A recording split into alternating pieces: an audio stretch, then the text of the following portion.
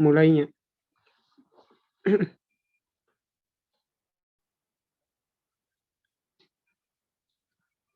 Assalamualaikum warahmatullahi wabarakatuh. Waalaikumsalam warahmatullahi wabarakatuh. Pertama-tama kita panjatkan puji dan syukur kehadirat Allah Subhanahu wa Ta'ala atas berkat dan rahmat-Nya kita dapat berkumpul dalam situasi daring atau online ini dalam keadaan sehat walafiat. Yang terhormat kepada Bapak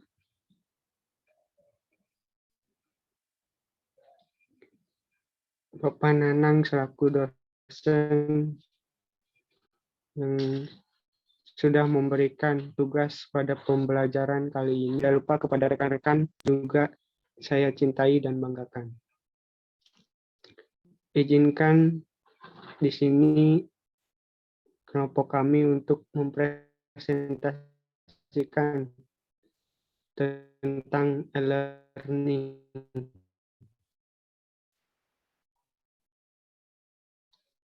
Untuk mempersingkat waktu, kita langsung saja ke acaranya. Yang pertama, marilah kita memulai dengan baca basmalah bersama-sama.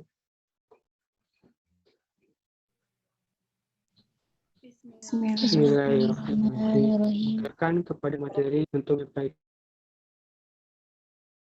hasil diskusinya.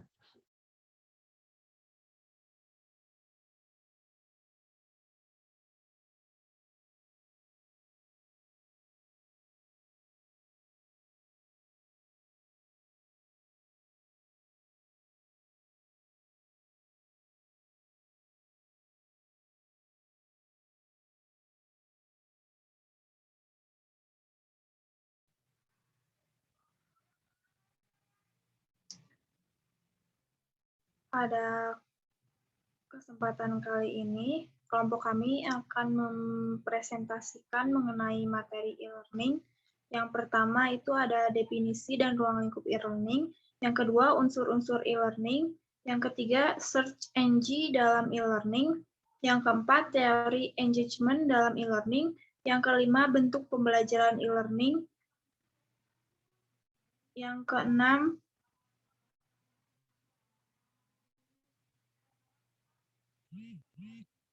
pengembangan e-learning. Yang ketujuh, e-learning dalam pendidikan. Yang kedelapan, penyelenggaraan e-learning dalam perguruan tinggi. Kesembilan, pemanfaatan e-learning dalam bidang pendidikan. Dan yang ke-10, implementasi e-learning di era pandemi COVID-19.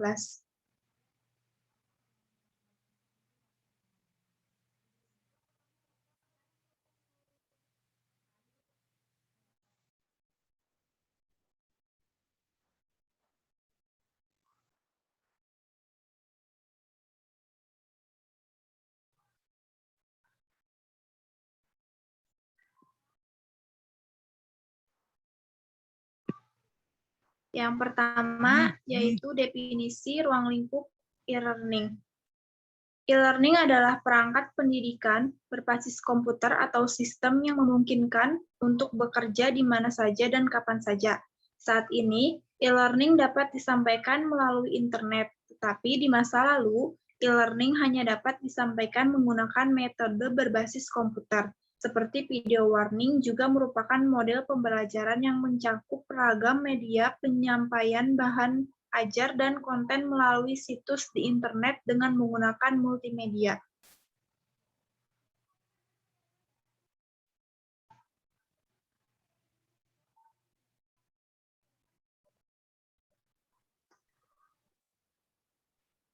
Unsur-unsur e-learning. Unsur-unsur dalam e-learning diantaranya berupa soft file, yaitu jaringan internet, aplikasi pembelajaran, dan lain-lain. Ada juga perangkat keras dan perangkat lunak, atau bisa disebut hard file, semua alat teknologi dan sejenisnya. Search engine dalam e-learning. Search engine adalah sebuah program yang dapat diakses melalui internet yang berfungsi untuk membantu pengguna komputer dalam mencari berbagai hal yang ingin diketahuinya, seperti website, Google, Yahoo, dan lain-lain. Selanjutnya akan dibacakan oleh rekan saya.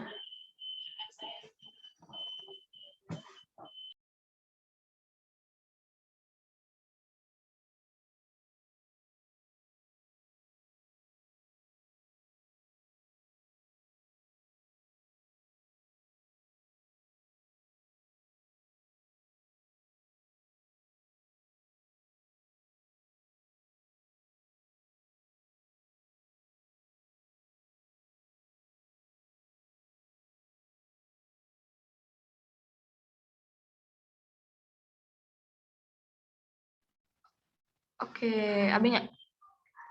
Teori manajemen e-learning merupakan framework untuk mengajar berbasis teknologi dan pembelajaran. Student engagement dalam kegiatan akademik merupakan proses psikologis yang melibatkan perhatian, ketertarikan, dan investasi usaha siswa yang dicurahkan dalam proses pembelajaran. Sederhananya, student engagement adalah keterlibatan partisipasi di setiap kegiatan sekolah.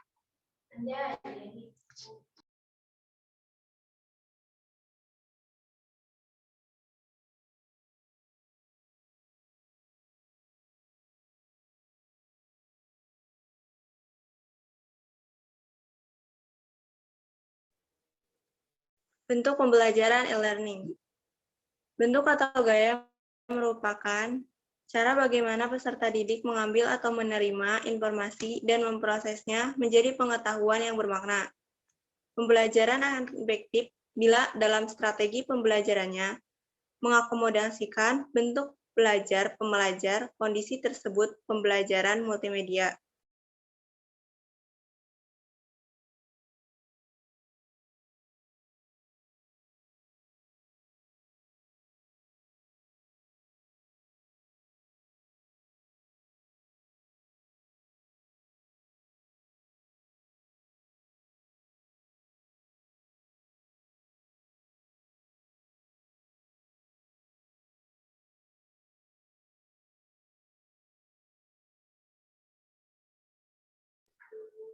Pengembangan e-learning.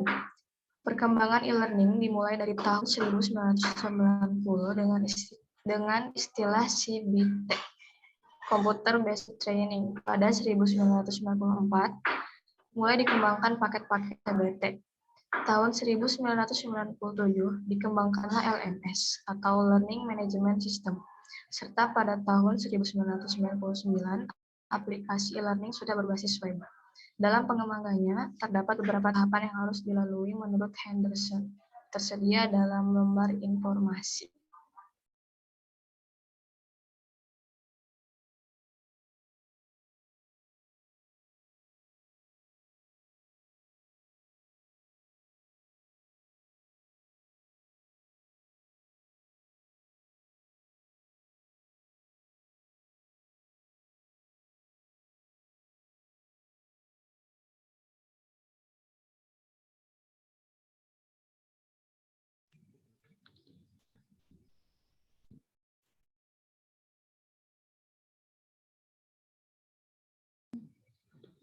E-learning dalam bidang pendidikan. Konsep pembelajaran berbasis komputer dan jaringan adalah suatu bentuk model pembelajaran dengan memanfaatkan teknologi web dan internet. Secara global, konsep ini seringkali diartikan sebagai e-learning atau distance learning.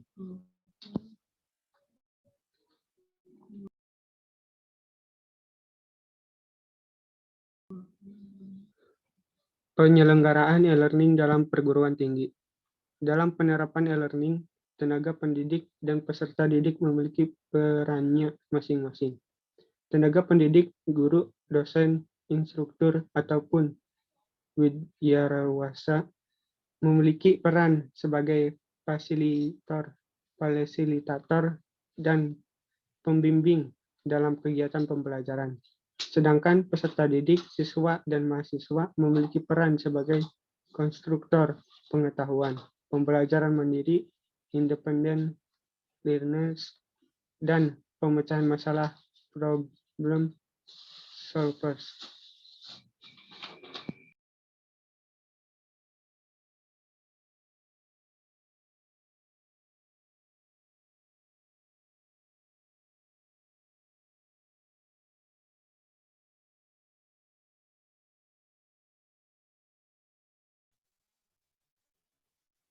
Manfaat ini dalam bidang pendidikan. Pembelajaran menggunakan ini memberikan manfaat seperti mempermudah informasi yang berhubungan dengan pelajaran dan juga kebutuhan pengembangan peserta didik, mempermudah interaksi antara pengajar dengan peserta didik maupun antara peserta didik dengan yang lainnya. Peserta didik juga dapat mengakses materi dengan mudah dan mengerjakan tugas-tugas yang diberikan.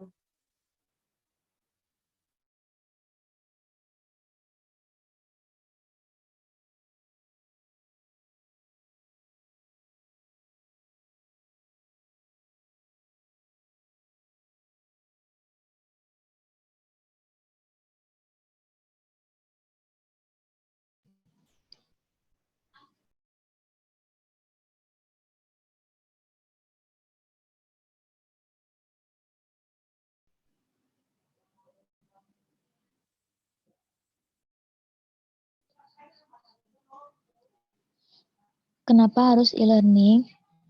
Satu, menciptakan pendidikan yang lebih efektif.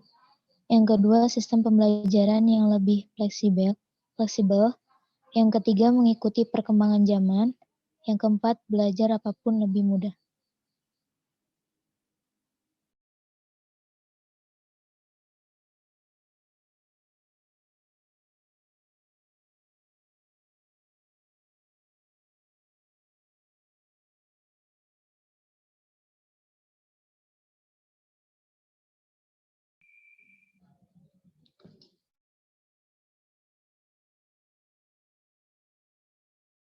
Terima kasih kepada pemateri yang sudah menyampaikan materinya.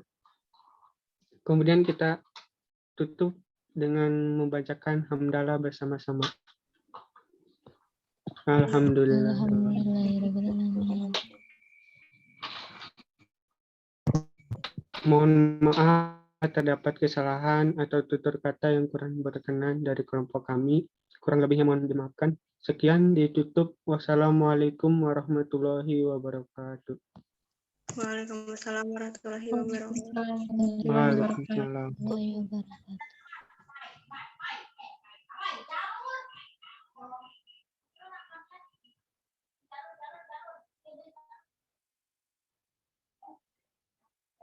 Udahnya udah. Udah ya, benar. Tengah lag.